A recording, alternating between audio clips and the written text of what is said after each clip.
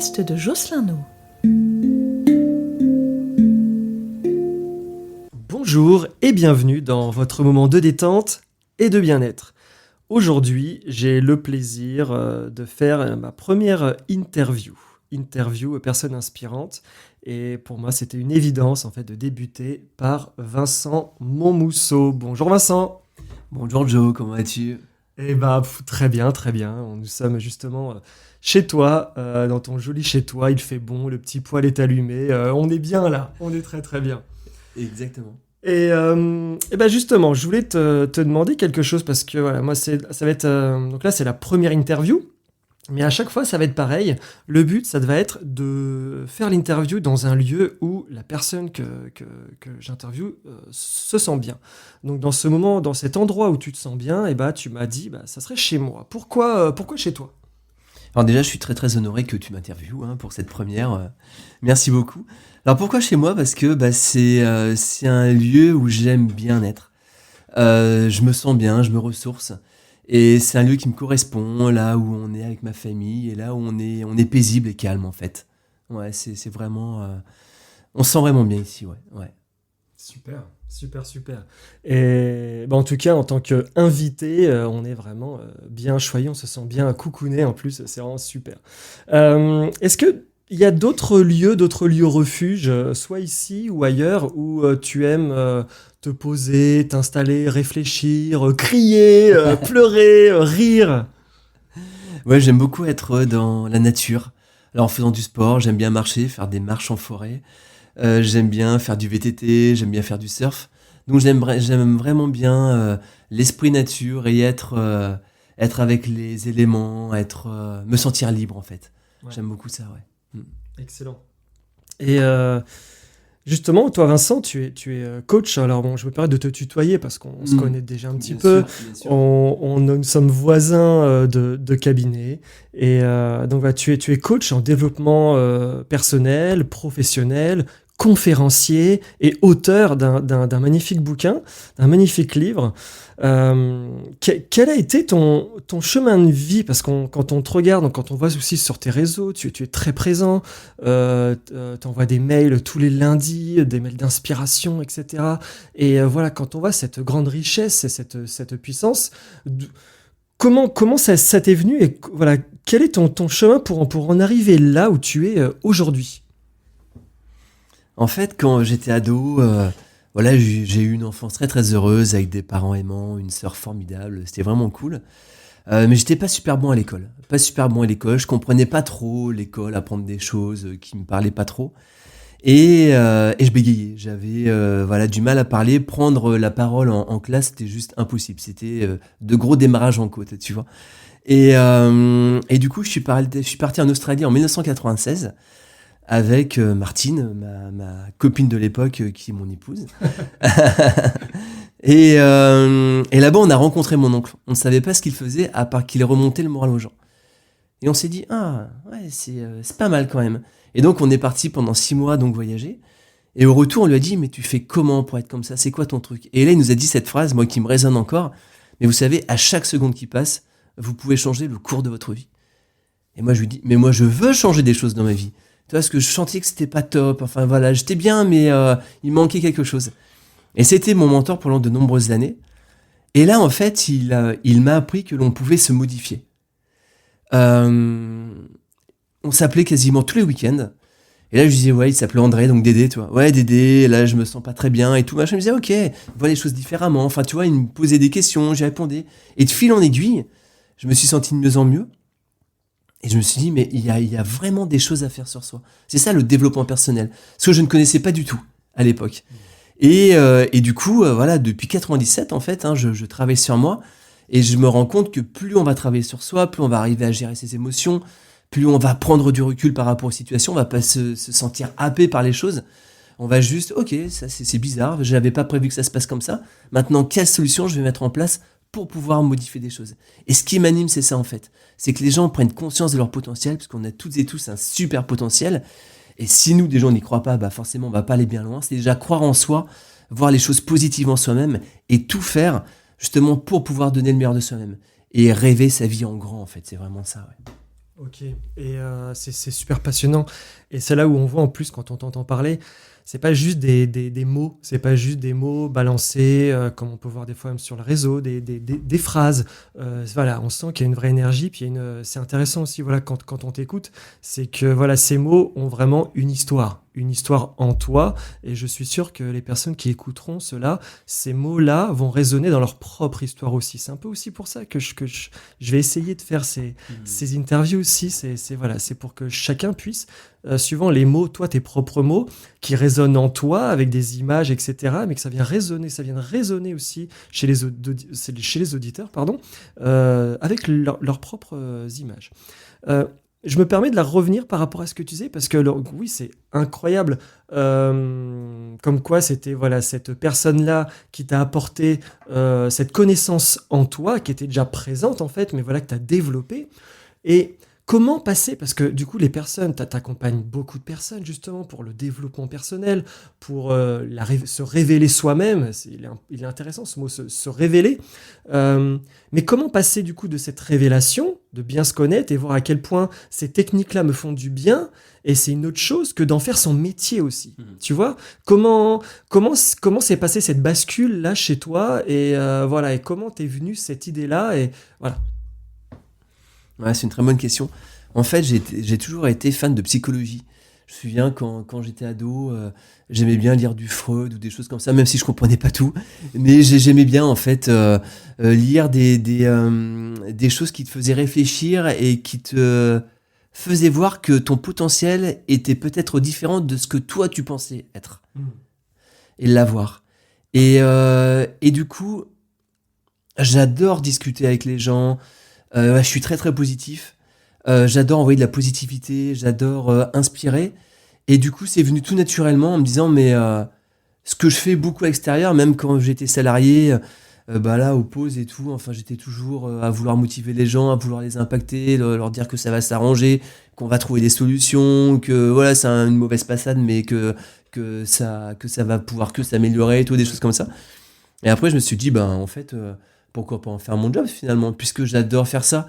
Et puisque pour moi, les mots arrivent assez facilement. Toi, c'est pas quelque chose de compliqué à faire finalement. Parce que, alors c'est beaucoup de travail, mais en revanche, j'ai beaucoup d'intuition et ça va arriver assez facilement. Donc, j'arrive à capter assez rapidement ce dont a besoin la personne et ce qui va pouvoir faire avancer la personne, sans trop tournicoter autour du pot. Et mes accompagnements, c'est sur du court terme, en fait, c'est 10 heures en moyenne, quoi, tu vois.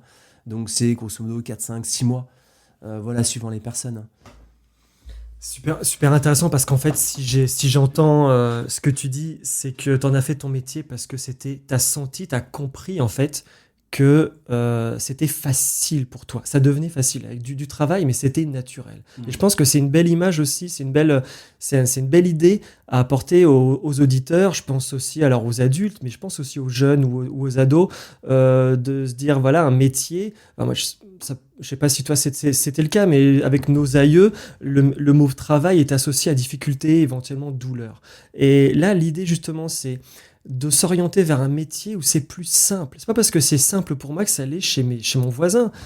Si je suis super bon en musique, ça veut pas dire que c'est simple pour tout le monde. D'ailleurs, pour d'autres, les gens mettront plusieurs heures pour être à votre niveau, voire même le seront jamais. Donc si on sent, enfin si je peux me permettre de ce que j'entends, si on sent que il y a un sujet en particulier, un domaine qui est facile pour moi et je me rends compte pour les autres, c'est un peu plus galère, tout simplement que j'y prends du plaisir, et pourquoi pas y aller. Pas parce que c'est simple que c'est pas possible, ou que c'est pas possible justement d'en faire un métier. Donc merci pour cette belle valeur. Justement, maintenant, je parle maintenant Vincent adulte. Est-ce que tu peux nous parler de ce que tu fais justement actuellement, ton métier? J'ai parlé de coach, de conférencier, d'auteur, mais voilà, est-ce que tu peux nous donner un peu plus de détails sur ce que tu fais maintenant? Ouais, bien sûr. En fait, j'aide les chefs d'entreprise à développer un mindset de croissance sur 2 piliers fondamentaux qui sont la confiance en soi et la motivation. Tout va partir de là. En fait, comment arriver à se motiver au quotidien, parce qu'on va pouvoir être motivé par l'extérieur, mais ça va pas forcément durer longtemps. C'est à nous-mêmes de trouver une ressource pour toujours pouvoir s'auto-motiver tous les jours, tous les matins en fait. Tous les matins, c'est s'auto-motiver à faire ce que l'on doit faire.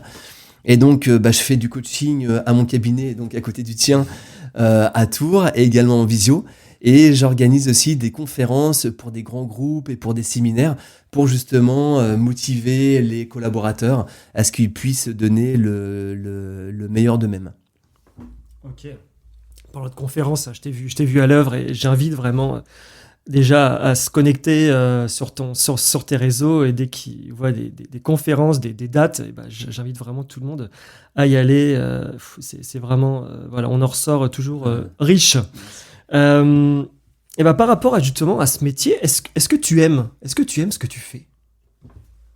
J'adore et je pense pas qu'on puisse faire ce genre de métier. T'es bien placé pour le savoir aussi. Hein.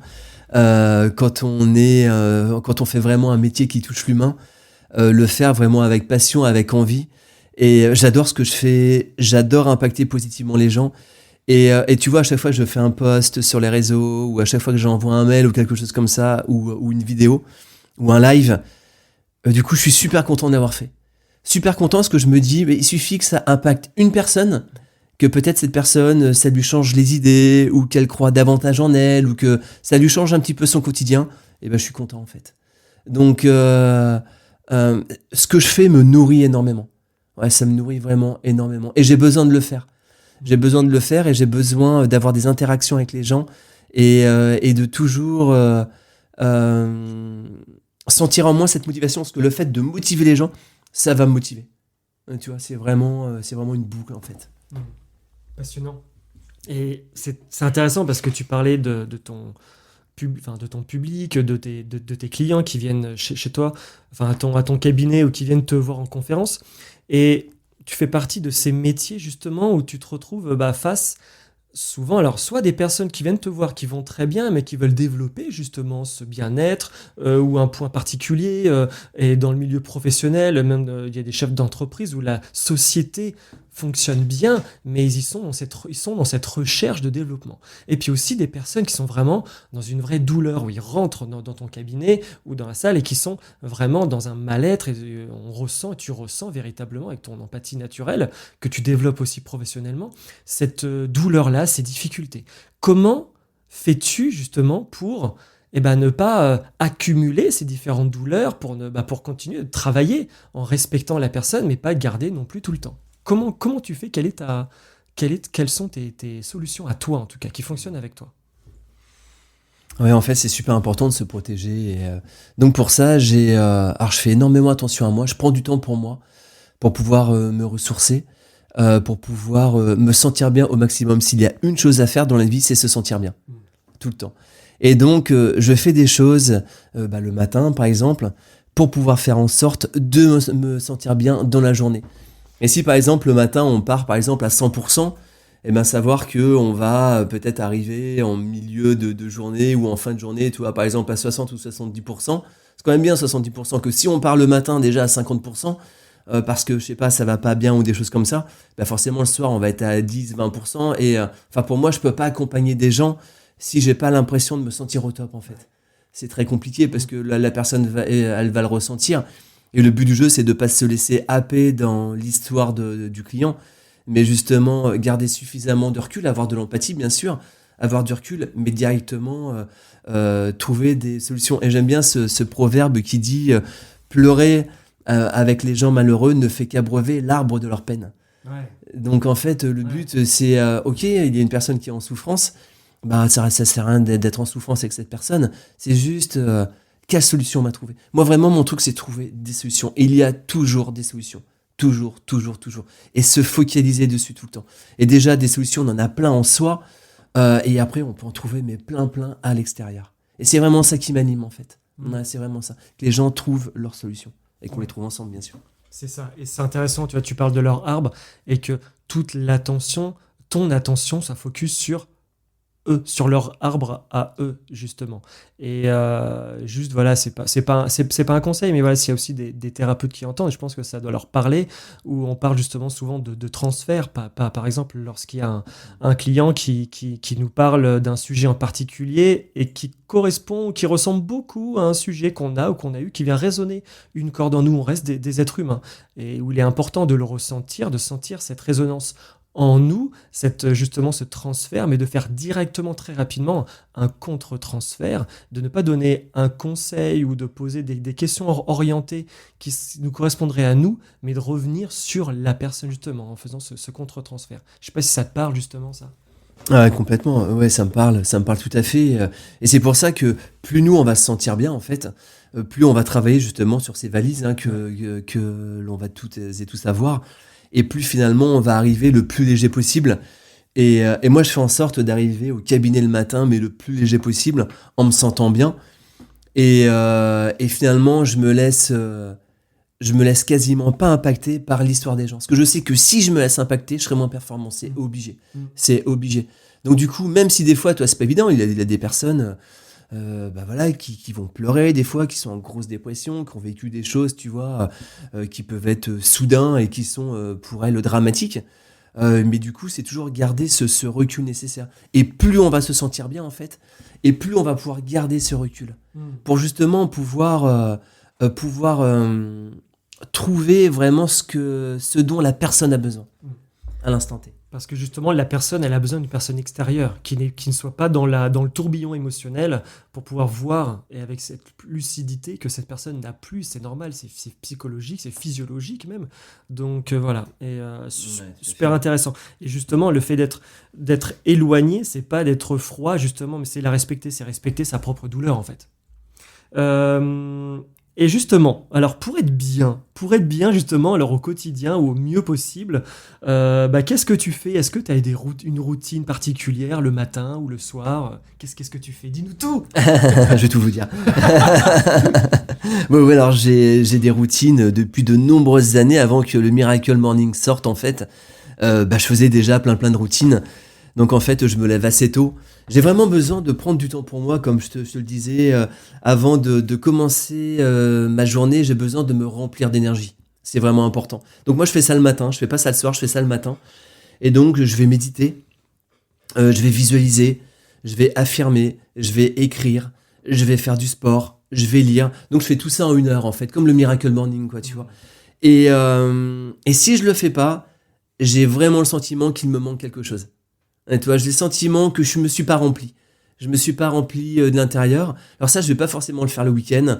Ou si voilà, je suis en conférence ou je vais rentrer tard, je vais pas forcément faire 1 heure. Parce que voilà, je fais attention au sommeil.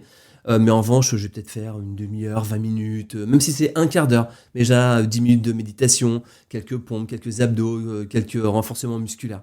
Mais en tout cas, je fais en sorte de toujours m'apporter du temps et de la considération le matin. Ça, c'est vraiment important.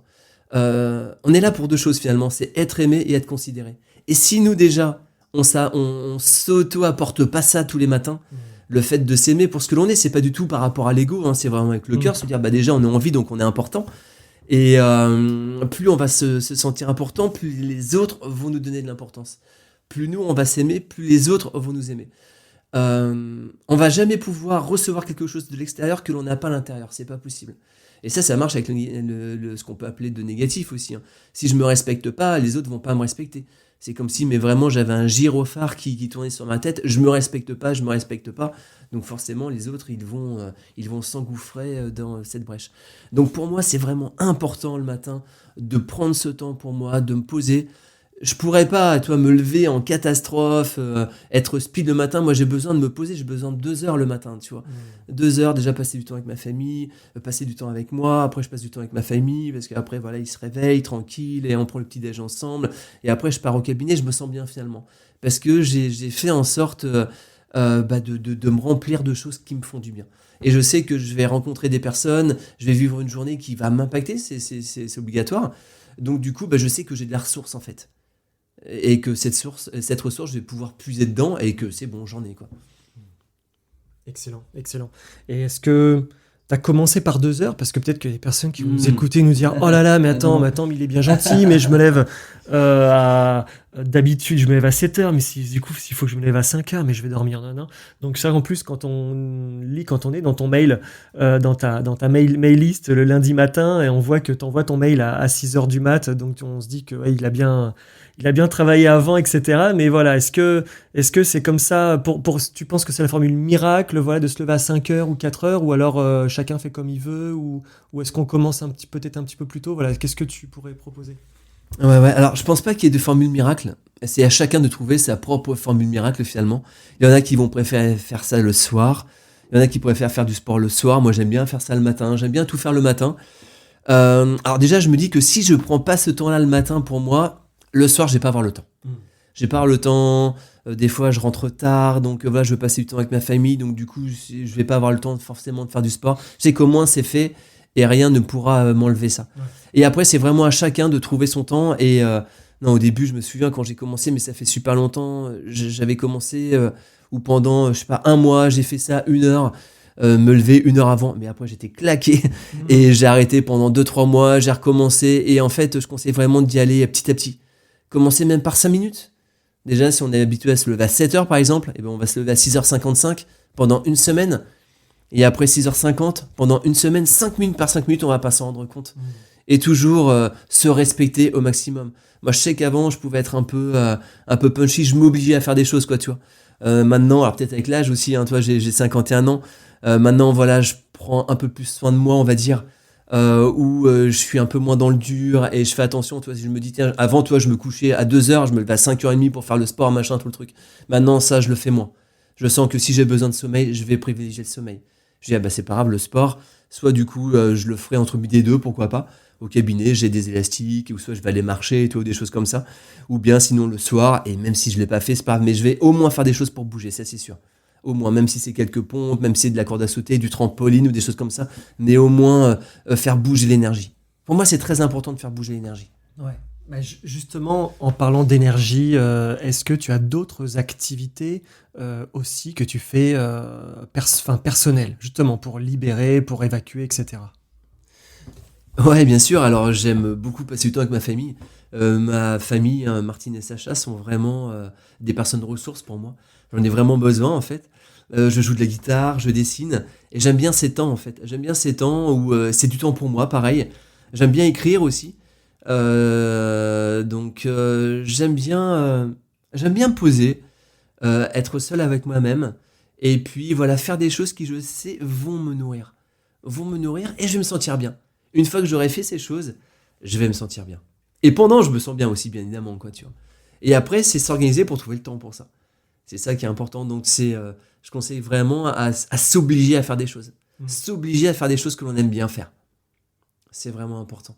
Sinon, si on s'oblige pas à le faire, si on se bloque pas du temps pour ça, le temps il va s'effilocher, ça va s'écouler, et puis tiens, j'ai pas médité depuis 15 jours, ou je veux le faire et je le fais pas, et parce que on prend pas le temps finalement. Donc c'est vraiment s'obliger à prendre du temps pour soi. Il y a vraiment un truc à faire pour commencer à se sentir de mieux en mieux, c'est prendre du temps pour soi.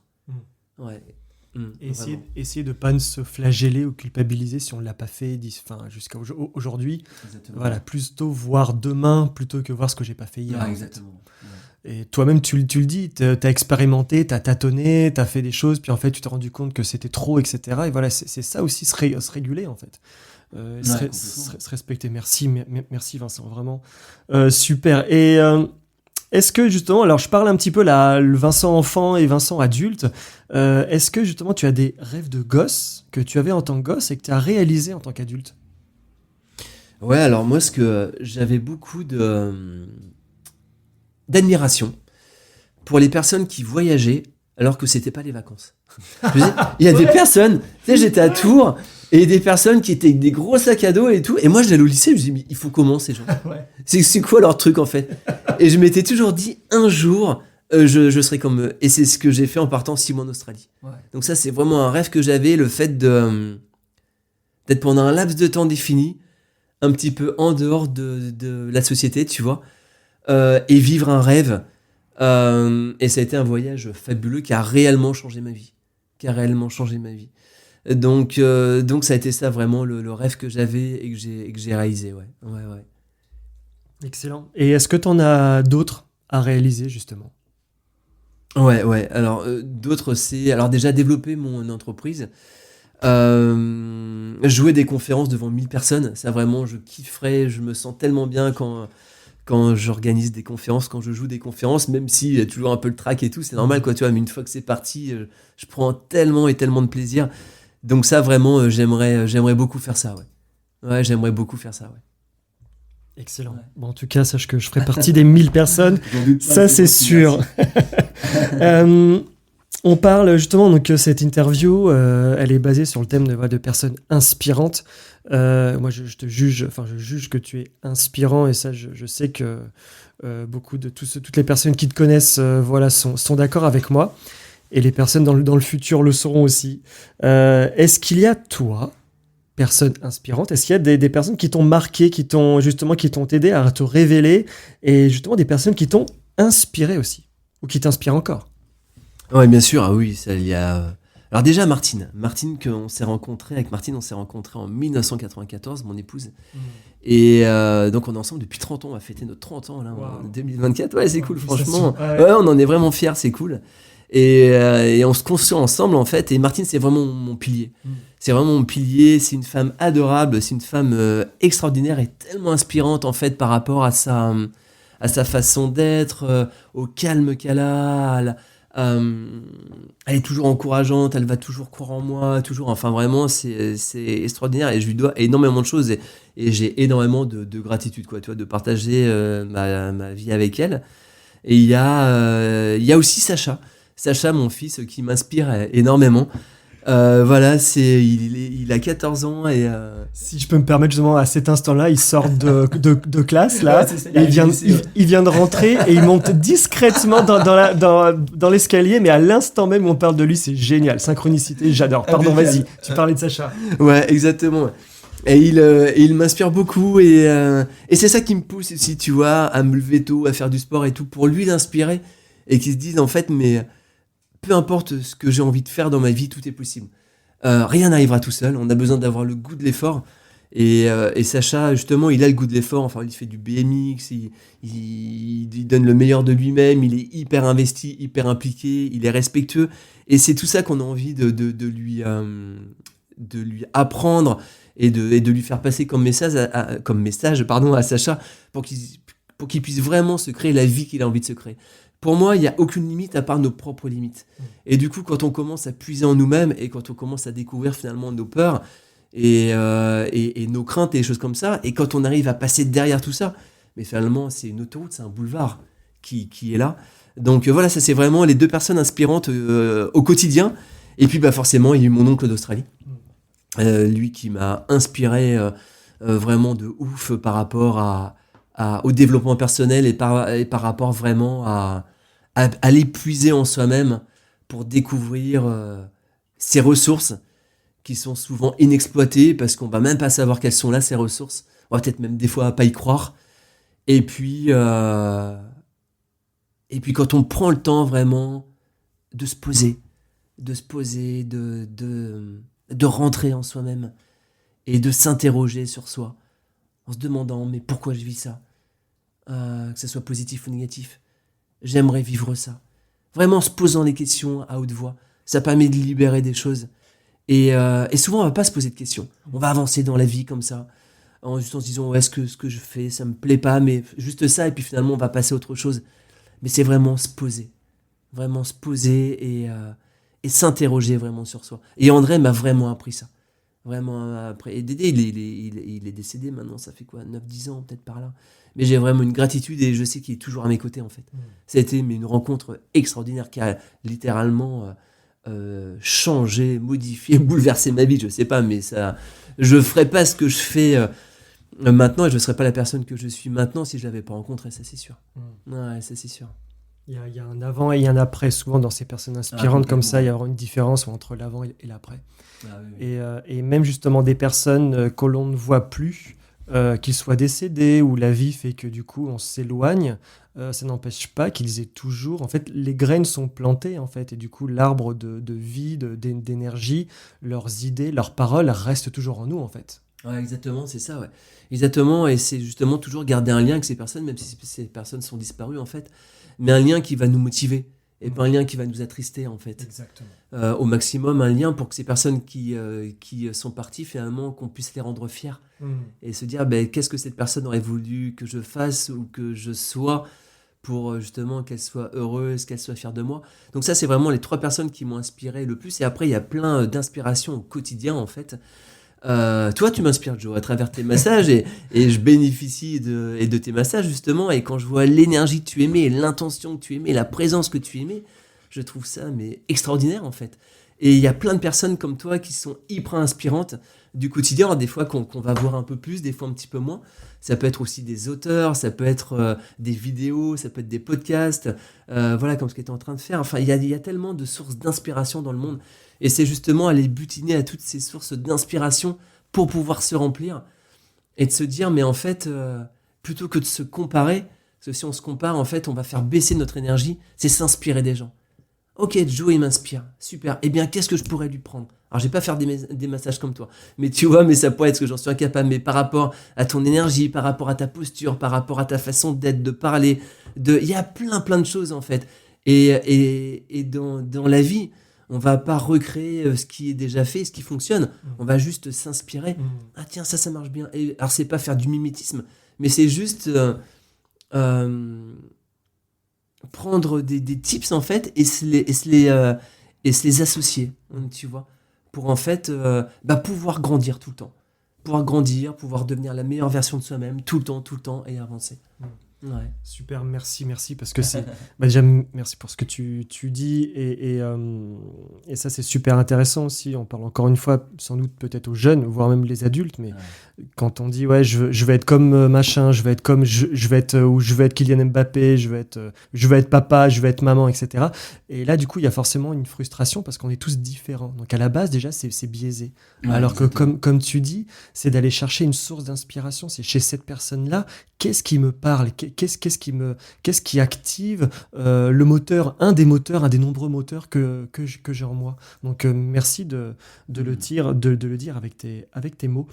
Et alors on a bientôt fini. J'ai encore quelques petites 3-4 petites questions pour terminer. Est-ce que toi, tu es conscient d'être toi aussi une source d'inspiration pour de nombreuses personnes? Oui, j'en suis conscient et j'en suis très touché d'ailleurs par les retours alors des personnes que je coach par rapport à leur évolution et par rapport à ce qu'ils vont me dire en fin de parcours de coaching, et puis par rapport aux différents messages que je reçois à travers les réseaux. Alors il y a les commentaires et en message privé. Et ça, j'en suis vraiment très honoré. Et j'y fais très attention, en fait. Je prends ça vraiment comme un trésor et je sais que c'est fragile, en fait. Et c'est pour ça que je fais en sorte de donner le meilleur de moi-même et de toujours apprendre sur moi, tu vois, de toujours me former, en fait, pour pouvoir finalement toujours inspirer davantage les gens. Et le fait d'inspirer va me donner de l'énergie. J'ai vraiment besoin de ça. Tu vois, comme des personnes vont avoir besoin de cuisiner, par exemple, pour se sentir bien, tu vois, ou de faire, je sais pas, quelque chose. Moi, j'ai vraiment besoin d'inspirer. Si j'inspire pas pendant des vacances ou des choses comme ça, par exemple, alors il y a toujours ma famille, mais c'est pas pareil, bien sûr. Et ben c'est comme s'il allait me manquer quelque chose. Et tu vois, j'ai besoin de ça. J'ai vraiment besoin de ça. Donc ouais, je me rends compte et j'en suis vraiment très honoré par rapport voilà, au retour dont les gens vont me faire part de leur évolution et de leur comment justement ce que j'ai pu écrire ou en vidéo ou en live a pu les toucher finalement et leur faire prendre conscience de choses qui du coup ils ont réussi à avancer, tu vois, à avancer par rapport, je sais pas, à une problématique ou à un blocage, ouais, tout à fait. Ouais. Ok, et c'est là où on voit que voilà, dans cette personne que tu es, cette belle personne que tu es, c'est que tu prends conscience de cette source d'inspiration, tu accueilles et tu acceptes en toute honnêteté et toute clairvoyance justement et, ce que ça te fait, et tu as le droit de, voilà, que ça fasse du bien, que ça te donne de cette énergie, et tu te dis toi-même que t'en as besoin, ça fait partie de tes ressources aussi. Et tu en fais quelque chose. Voilà, c'est pas juste ah bah voilà, je suis inspirant, j'influence, un mot qui est beaucoup utilisé. Voilà, je suis un influenceur, mais voilà, ton métier, ton but en toi, en soi, c'est pas juste être influenceur, c'est pas être juste être inspirant. C'est voilà, c'est d'en faire quelque chose en tout cas, que ça soit vraiment constructif. Ouais, complètement. En faire quelque chose et toujours aller plus loin, en fait. C'est le but du jeu, tu vois, toujours aller plus loin et, euh, et nourrir les gens de ça. Je prends vraiment ça comme du fuel, en fait, ou comme de la nourriture. Et je sais qu'on a tous besoin d'énergie. La vie peut être dure, voilà, à certaines périodes, pour certaines personnes, tu vois. Et je sais que ça va faire un petit rayon de soleil, tu vois, que ça va faire un petit arc-en-ciel, un petit truc. Et du coup, ça va changer l'état d'esprit de la personne. Pendant une seconde, une minute, ou peu importe, où ça va encourager la personne à aller plus loin. En disant, ah tiens, j'ai entendu ça, bah tiens, je vais m'acheter un livre, ou tiens, je vais l'appeler, je vais voir, je vais prendre un rendez-vous, ou peu importe, mais tu vois que ça va pousser cette personne finalement à peut-être se prendre davantage en main, parce que tout va partir de là, et à se dire, mais ouais, je pense que vraiment je suis une bonne personne, et je pense que je peux vraiment faire des choses dans ma vie. Et peut-être que là, j'ai besoin d'aide. Et on a tous besoin d'aide à des moments de la vie comme ça, parce qu'on ne peut pas tout réussir tout seul. Déjà, on ne sait pas ce qu'on ne sait pas, donc il y a tellement de choses que l'on ne sait pas. Et puis, travailler sur soi, c'est pas toujours évident. Toi, autant sur les autres, c'est plus facile, mais sur soi, des fois, on n'a pas envie de soulever le couvercle et de voir, je sais pas ce que je vais trouver, donc allez, je referme, et puis on verra bien. Non, c'est vraiment se prendre en main finalement, et puis se dire que on a un tel potentiel qu'on va pas le laisser dormir encore et encore, quoi, tu vois. Toi, est-ce que tu as l'impression d'être au maximum de ton potentiel? Est-ce que du coup, toi, voilà, tu accompagnes, tu formes, mais est-ce que toi, du coup, tu t'es accompagné, t'es formé, etc. Ou tu sens que tu as ton prime, tu as ton max et du coup, tu fais rien de plus? Ah non, non, mais je pense que je serai jamais à mon max. Ah non, je me forme tout le temps. Là, en 2023, j'ai investi plus de 13 000 euros en mois dans des séminaires, dans des masterminds, dans des coachings, dans des livres, pour toujours me former, pour toujours apprendre, pour toujours... et je pense que enfin, j'en suis même persuadé, j'ai tellement de choses à apprendre, tellement de techniques nouvelles à apprendre, tellement de plein de choses que... Et j'adore ça, en fait, j'adore apprendre.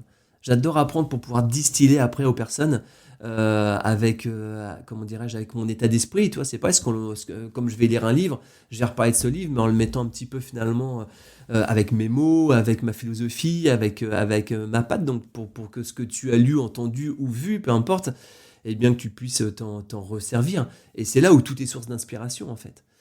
Tout est source d'inspiration. Excellent. Et je peux vous dire que c'est vraiment un bonheur de partager les lieux avec Vincent, parce que dès qu'on se croise ou dès qu'on entend la porte fermée ou le client qui s'en va dans les couloirs, hop, on ouvre la porte, on prend 2-3 secondes à de longues minutes, un petit café, et voilà, quand tu me racontes ce que tu fais, où est-ce que tu vas, tes formations et tout, enfin, c'est fou. C'est très très riche, ouais, c'est vraiment top. Quelles sont justement tes valeurs qui te sont chères, tes piliers qui sont vraiment importants pour toi? Moi, ma première valeur, c'est la liberté. J'ai vraiment besoin de me sentir libre à l'intérieur, quoi. Tu as vraiment besoin. Je pense que c'est pour ça que voilà, je suis dans l'entrepreneuriat, justement, parce que pour pouvoir gérer son temps, gérer là où on veut aller, gérer ce qu'on veut développer, gérer ça, c'est nous-mêmes qui allons le gérer, sachant qu'après, forcément, on a plein de comptes à rendre, hein, aux clients, aux banquiers, aux comptables, et ça, c'est autre chose. Ouais. Donc, c'est une liberté qui est forcément, mais bon, il y a quand même... l'URSSAF, j'ai oublié. Mais bon, c'est quand même une certaine liberté. L'amour, enfin, j'essaye au maximum d'être dans l'amour, en fait, d'être alors déjà dans l'amour envers moi-même, envers mes proches. Et encore une fois, on va pas pouvoir donner ce que l'on n'a pas, donc c'est vraiment travailler sur soi On va pas pouvoir donner une clé à molette, sinon on n'a pas de clé à molette. Avec l'amour, c'est exactement pareil. On a besoin, nous, de nous remplir d'amour pour pouvoir donner. Donc l'amour, c'est vraiment important. Et puis ce qui va avec, c'est le respect, en fait. Le respect de soi, le respect des autres. J'ai beaucoup de respect envers mes clients, envers les personnes que je vais côtoyer. Je vais jamais juger parce qu'en fait, on a tous des bonnes raisons d'être comme on est par rapport à notre parcours, par rapport à ce que l'on a vécu. On a vraiment des bonnes raisons d'être comme on est. Donc en fait, on peut pas juger les gens. C'est juste impossible, moi, juger les gens. Mais sur quoi, en fait? Sur nous, notre parcours. Mais les gens, ils sont pas nous-mêmes et nous, on n'est pas les autres.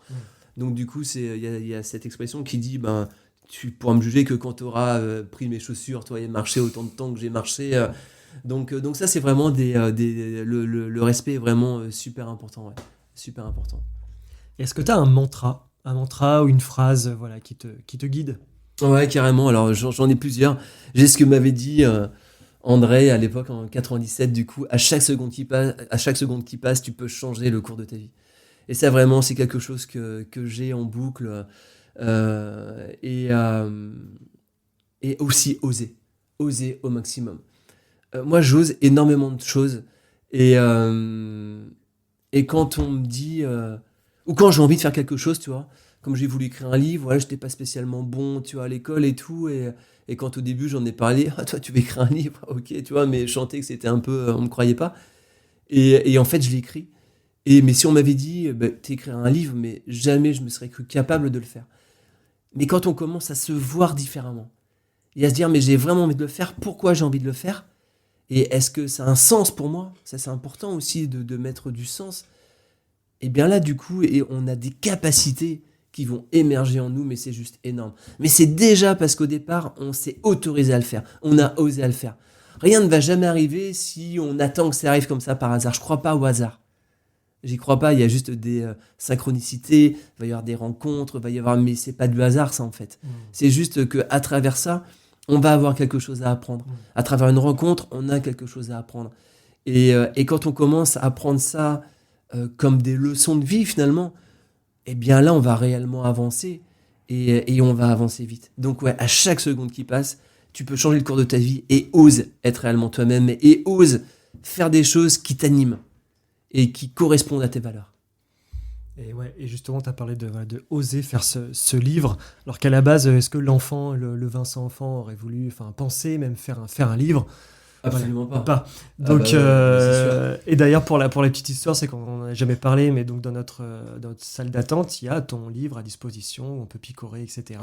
Et moi, j'aime ces livres où on peut picorer justement. Tu prends n'importe quelle page, en fait, et en fait, pouf, t'es dedans, tu peux la lire, tu comprends tout de suite. Et à chaque fois, moi, quand je viens chercher un de mes clients qui sont dans la salle d'attente, ils ont tous ton livre à la main. Tiens, c'est sympa, tiens, ça va, ok, top. Donc, ouais. Donc, c'est des graines, une graine supplémentaire. Pour terminer, est-ce que tu as un conseil à donner à nos auditeurs, nos éditrices?